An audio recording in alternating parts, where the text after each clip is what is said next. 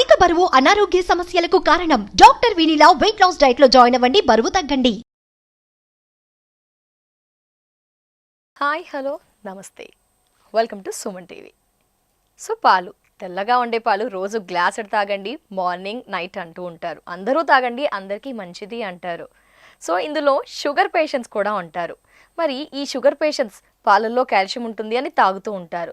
So వారికి doubt వచ్చిండొచ్చు, so sugar patients మీ sugar వేసుకుంటున్నాము, పాలు calcium ఉంటుంది, తాగాలా తాగకూడదా, తాగితే ఎంత తాగాలి, ఉదయం తాగాలా రాత్రి తాగాలా, సో పాలకు బదులుగా పెరుగు మజ్జిగ కూడా ఉంటుంటాయి, అవి కూడా తీసుకోవాలా తీసుకోకూడదా, ఎట్ ద సేమ్ టైం పాలు తీసుకోవద్దు అనుకుంటే కనుక పాలకు ఆల్టర్నేట్గా సబ్స్టిట్యూట్గా ఇంకా ఏమైనా ఉన్నాయా, అసలు మనలో చాలా రకరకాల డౌట్స్ అండి. తీసుకోవాలా తీసుకోకూడదా, ఒకరు చెప్పారని ఒకటి ఫాలో అవుతాం, ఇంకొకరు టోటల్గా అవాయిడ్ చేయమన్నది, చాలా రకరకాల డౌట్స్ కదా అండి.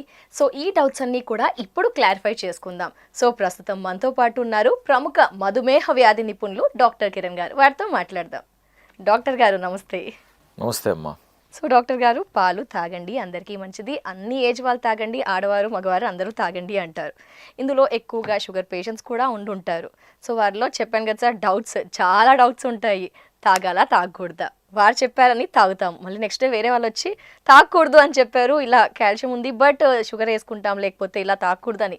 సో జనాల్లో రకరకాల డౌట్స్.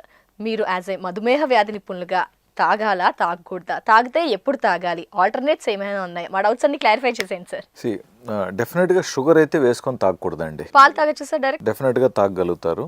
మీరు అన్నారు కాబట్టి చెప్తున్నా, కాస్త షుగరే వేసుకుంటున్నాం కదా, షుగర్ వేసుకోవడం తగ్గించేసాము, చాలా లైట్గా వేసుకుంటున్నాము, ఎప్పుడన్నా ఒక్కసారి మాత్రమే షుగర్ వాడతాము. అంత కష్టం ఎందుకు, షుగర్ పూర్తిగా అవాయిడ్ చేయండి. మీరు తాగాలనుకుంటున్నది పాలు, పాలల్లో షుగర్ వద్దు. ఓకే. మరి బెల్లం కూడా అనవసరం. మరి షుగర్ ఫ్రీ అని అమ్ముతున్నారు, అది వాడచ్చా? అది ఎందుకు మళ్ళీ వదిలించుకొని ఒడ్డెక్కాలనుకున్నాంగా మళ్ళీ లేదండి. మన తల్లి పాలు ఏం కలిపిచ్చింది మనకి? సో మాకు అలవాటు ఉంది సార్, అలవాటు ఎక్కడి నుంచి వచ్చింది? మనం వదిలించుకుందాం. ఈరోజు వద్దనుకుంటున్నాం కదా. ఇప్పుడు డయాబెటీస్ అనేది మనకు అడ్డం వచ్చింది కదా, మరి అడ్డం వచ్చిందని తొలగించుకొని ముందుకెళ్ళాలిగా. కాబట్టి నో షుగర్, కంఫర్టబుల్గా ఫీల్ అవ్వండి. షుగర్ వద్దన్నంత మాత్రాన మీకు పనిష్మెంట్ లాగా ఆలోచించకండి. ఇది మంచి అవకాశం, దయచేసి షుగర్ అవాయిడ్ చేద్దాం. ప్లస్ ఈ షుగర్ తయారీ విధానంలో వాడుతున్న కొన్ని కెమికల్స్ ఖచ్చితంగా మనకు హానికరం. షుగర్ వద్దు, మనకు కావాల్సింది పాలు, పాల యొక్క గుణాలు మనం లాభం పొందాలి, పాలు తీసుకోండి. అంటే వితౌట్ షుగర్ తాగేసేయవచ్చు, హ్యాపీగా తాగండి. మీకు ఒకవేళ లైట్గా పసుపు వేసుకుంటే అలవాటు ఉంది, లైట్గా మిరియాల పొడి వేసుకుంటారు, లేదా కొంతమంది సొంటి అని కషాయం అని పాలలో కలుపుకొని తాగుతారు, హ్యాపీగా తాగండి, కాదని లేదే. న్యాచురల్ ప్రోడక్ట్స్గా హ్యాపీగా తీసుకోండి. కాఫీ తాగే వాళ్ళల్లో, టీ తాగే వాళ్ళల్లో హ్యాపీగా వితౌట్ షుగర్ కాఫీ టీ చేసుకొని తాగండి. మన భారతదేశానికి కాఫీ టీ పరిచయం చేసిన వాళ్ళే వితౌట్ షుగర్తోనే పరిచయం చేశారు. మధ్యలో మనం దాంట్లో పాలు కలిపి చక్కెర వేసి తయారు చేసుకొని తాగుతూ కష్టపడుతున్నాం. సో మీరు మంచి టీ ఎంజాయ్ చేయండి, మీరు green tea, black tea enjoy చేయండి, లేదు పాలు కావాలనుకుంటే పాలు వేసుకోండి. అదేవిధంగా కాఫీ, మంచిగా బ్లాక్ కాఫీ ఎంజాయ్ చేయండి, లేదు కొంచెం పాలు వేసుకుంటామంటే పాలు వేసుకోండి. సో టీ, కాఫీ అనేది వేరే ప్రశ్న. సో మీరు టీ ఎంజాయ్ చేయాలన్నా చేయండి, with milk are without milk, but without sugar. Coffee enjoy చేయాలన్నా హ్యాపీగా వితౌట్ మిల్క్ ఎంజాయ్ చేయండి, లేదా విత్ మిల్క్ ఎంజాయ్ చేయండి కాఫీని, బట్ వితౌట్ షుగర్. నెక్స్ట్, ఎప్పుడు తాగితే డౌట్ కూడా వస్తుంది, తేనె న్యాచురల్ గా దొరికే తేనె మనకి మార్కెట్ లో నెంబర్ ఆఫ్, అది కూడా డౌట్ వస్తుంది సార్, దానికి మరి ఏమంటారు? చాలా మంది పాలలో తేనె వేసుకొని తాగుతారు. మీ షుగర్ లెవెల్స్ మంచి కంట్రోల్లో ఉంటున్నాయి, మీ HbA1c కూడా 7 లోపు ఉంది అనుకుందాం. మీరు కాస్త తేనె వేసుకోవడానికి ఇష్టపడుతున్నట్లయితే నిజమైన స్వచ్ఛమైన జెన్యూన్ తేనె 1.5 స్పూన్ వాడుకోవచ్చు.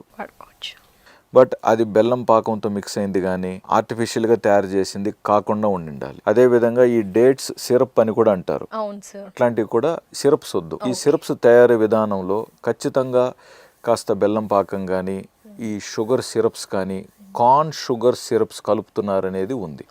సో అవి వీలైనంత వరకు అవాయిడ్ చేయండి. నిజమైన స్వచ్ఛమైన తేనె అంటే మనకు వేపపూత తేనె దొరుకుతుంది, లేదా కొన్ని కోఆపరేటివ్ సొసైటీస్లో మంచి తేనె దొరుకుతుంది. నిన్న కూడా నాకు ఒకరు, సార్ మా ఊర్లో మంచి తేనె ఉంది సార్, న్యాచురల్ది సార్, మా ఊరు పక్కన అడవి ఉంటుంది అక్కడ మాకు దొరుకుతుంది. అలాంటి తేనె 1 or 2 స్పూన్స్ వరకు మీరు తీసుకోగలుగుతారు, ఇబ్బంది లేదు. ఇంకపోతే ఇప్పుడు మధ్య వయసులో ఉన్న వారికి పాలు చాలా మంచిది, ఎప్పుడు తాగినా అరిగిపోతాయి కాబట్టి వాళ్ళకి ఇబ్బంది లేదు. బట్ కొంతమందికి ఒక వయసు దాటిన తర్వాత పెద్ద వయసులో వారికి ఒక టైంలో తాగితే పాలు అరగకపోవచ్చు. సో మార్నింగ్ ఎంప్టీ స్టమక్స్తో తాగితే వీళ్ళకు బాగా అరుగుతాయి. ఈవినింగ్ ఆల్రెడీ ఫుడ్ తిన్న తర్వాత పాలు తాగితే అంత బాగా అరగకపోవచ్చు. సో వాళ్ళు ఆలోచించుకోవాలి. అరుగుదల ఇబ్బంది ఉన్నప్పుడు పాలు కొంచెం కష్టం, గ్యాస్ ఎక్కువగా ఫామ్ అవుతుంది, కొంచెం గ్యాస్ట్రైటిస్ సమస్యలు ఉందనుకోండి, కొంచెం పాలు చిక్కదనం తగ్గించుకోవటం ఇలాంటి ప్రయత్నాలు చేయండి. అండ్ పాలు కూడా కొంచెం మంచి క్వాలిటీ పాలు ట్రై చేయండి. ఎంత న్యాచురల్గా ఉంటే అంత ఈజీగా ఉంటాయి మనకి. నిజంగా స్వచ్ఛమైన పాలు తెల్లగా అయితే ఉండవు. కాబట్టి మీకు కావాల్సిన మంచి పాలు ట్రై చేయండి. స్వచ్ఛమైన పాలు 10 రూపాయలు రేట్ ఎక్కువైనా సరే మీరు అఫోర్డ్ చేయగలిగితే దయచేసి మంచి పాలు తీసుకోండి. మజ్జిగ, పెరుగు అంటే పాలు అరుగుదల సమస్య ఉన్న వాళ్ళకి మజ్జిగ బాగా అరుగుతుంది, పెరుగైనా పర్వాలేదు. సో మజ్జిగ అనేది మంచి ఆప్షన్. సో మజ్జిగైనా పెరుగైనా పాలైనా కాల్షియం మనకు లభిస్తుంది కాబట్టి పాలు అరుగుదల సమస్య ఉంటే ఇవి ఎక్కువగా తీసుకోవచ్చు. సో ఫైనల్గా ఏంటంటే డెఫినెట్గా మిల్క్ ప్రోడక్ట్స్ మీరు హ్యాపీగా తీసుకోవచ్చు. ముఖ్యంగా వెజిటేరియన్స్ ఖచ్చితంగా తీసుకోవాలి, ఎందుకంటే ప్రోటీన్ కావాలి.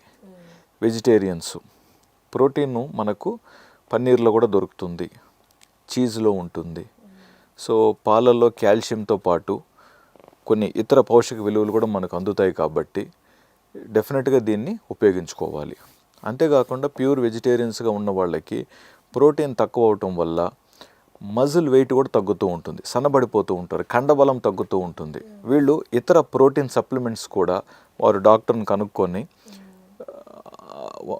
2-3 స్పూన్స్ ఆఫ్ ఆ మంచి ప్రోటీన్ పౌడర్ ఏదైతే డయాబెటీస్ ఉన్న వాళ్ళు వాడగలుగుతారో వాళ్ళ డాక్టర్ సలహా ఇస్తారు కాబట్టి అది కూడా తీసుకున్నట్లయితే బాగుంటుందనేది మన అభిప్రాయం. Okay sir. ఇకపోతే ఈ మధ్య పెరుగు కూడా తీసుకుంటున్నాం. పెరుగులో చాలా మంది ఒక డౌట్ ఉంది సార్, నైట్ అంతకుముందు నైట్ తినేవారు పెద్దవాళ్ళు పాతకాలంలో చూసి. ఇప్పుడు కొందరిలో వాళ్ళు క్రియేట్ చేసుకున్నారో బయట నుంచి వచ్చిందో సోషల్ మీడియాలో అపోహన ఏమో తెలియదు కానీ నైట్ తినకూడదు, సైనస్లు అదేమైనా దానికి మీరు ఇచ్చే సమాధానం ఏంటి సార్? అట్లనేం లేదండి, నైట్ తినొచ్చా తినకూడదు? తినొచ్చు, హ్యాపీగా తినొచ్చు. కానీ సైనసైటిస్ ఉన్నవాళ్ళు, అలర్జీ సమస్య ఉన్నవాళ్ళు చల్లగా ఉన్న పెరుగు పాలు తాగితే వాళ్ళకు కొంచెం ఇబ్బంది కలగచ్చు. కాబట్టి ఫ్రిడ్జ్లో ఉన్న పెరుగు తీసి చల్లగా తీసుకుంటే వాళ్ళకి కొంచెం ఇబ్బంది కలగచ్చు. కాబట్టి మీరు తోడేసేటప్పుడే మీరు ఏ పూట తినబోతున్నారు ఆ టైంకి కరెక్ట్గా పేరేలాగా మీరు టైం చూసుకొని పేరబెట్టుకున్నట్లయితే ఆ ఇబ్బంది ఉండదనేది మన నమ్మకం అండి. Okay sir. అంటే జనరల్గా నార్మల్గా సైనస్ అలా లేని వారు తినేసేయచ్చు హ్యాపీగా, చిల్ ఐటమ్ కాదు. సైనస్ ఉన్న వాళ్ళు కూడా తీసుకోవచ్చు అండి, అందులో తప్పేం లేదు. ఇప్పుడు ఈవినింగ్ పెరుగు కావాలి, మార్నింగ్ తోడేస్తే ఈవినింగ్ తీసుకోవచ్చు. లేదు మధ్యాహ్నానికి కావాలి, ఇప్పుడు సమ్మర్ అయితే మార్నింగ్ వేసినా కూడా మధ్యాహ్నానికి బహుశా తోడవుతాయి. లేదు ముందు రోజు ఈవినింగ్ వేసినా నైట్ వేసినా కూడా నెక్స్ట్ డే మధ్యాహ్నం తోడవుతాయి. ఇలా వేసుకోండి. ఇప్పుడు ఎక్కువగా పెరుగు తోడు పెట్టేసి తర్వాత ఫ్రిడ్జ్లో పెట్టి మనకు కావాల్సినప్పుడు దాన్ని చల్లగా ఉంటుంది కదా, అది వాళ్ళకు పడకపోవచ్చు అన్నమాట. సో కొంచెం యూ జస్ట్ అండర్స్టాండ్, మీకు ఎట్లా బెటర్ అనేది చూడండి. సో సైనస్ సమస్య అన్నారు కాబట్టి ఆ చల్లగా ఉండే పదార్థాలు తీసుకోకూడదు కాబట్టి నేను ఆ విధంగా చెప్తున్నాను. Definitely sir. ఇకపోతే టీ లవర్స్, షుగర్ పేషెంట్స్ కూడా ఉంటారు, టీ లవర్స్ డ్రైవింగ్ చేసేవారు కానీ వేరే అదర్ ఫీల్డ్స్ చూసుకున్నా తాగమన్నారు డాక్టర్ గారు, కప్పులు తాగేయచ్చు సార్, మీరేమండి? అంటే దానివల్ల ఏం ప్రాబ్లం ఉండదు? ఇప్పుడు మిల్క్తో తాగినట్లయితే more than 2 times కరెక్ట్ కాదు, ఎందుకంటే డైజెస్టివ్ కొంచెం కష్టం అవుతుంది. ఇప్పుడు పాలున్న టీ కాఫీ తాగినప్పుడు పాలను డైజెస్ట్ చేయాలి కాబట్టి డైజెస్టివ్ సిస్టమ్ అంతా దీని మీద ఎంగేజ్ అవుతుంది. ఎక్కువగా టీ తాగే అలవాటు ఉంది, ఎక్కువగా కాఫీలు తాగే అలవాటు ఉంటే డెఫినెట్గా without milk, so black tea, green tea, black coffee లేక అలవాటు అయితే మీరు ఎక్కువ సార్లు కూడా తీసుకోవచ్చు. బట్ పాలు వేసుకొని తీసుకోవాలనుకున్నట్లయితే 2 times ఆర్ మ్యాక్సిమం 3 అండి. అంతకు మించి నేను తాగుతూ ఉంటానంటే అది డైజెస్టివ్ సిస్టమ్స్కి కష్టం అవుతుంది. నేను షుగర్ పెరుగుతుందని కాదు. Okay, yes sir. అది కూడా మనకి ఇంపార్టెంటే కదా సార్, డైజెషన్ ద్వారానే మొత్తం ఆధారపడి ఉంటుంది కాబట్టి. Thank you so much sir. Doubts అయితే చాలా క్లియర్గా ఎక్స్ప్లెయిన్ చేశారు, క్లారిఫై చేశారు సార్. అందరికీ కూడా చాలా హ్యాపీ అని చెప్పుకోవచ్చు. Thank you so much sir. నమస్తే.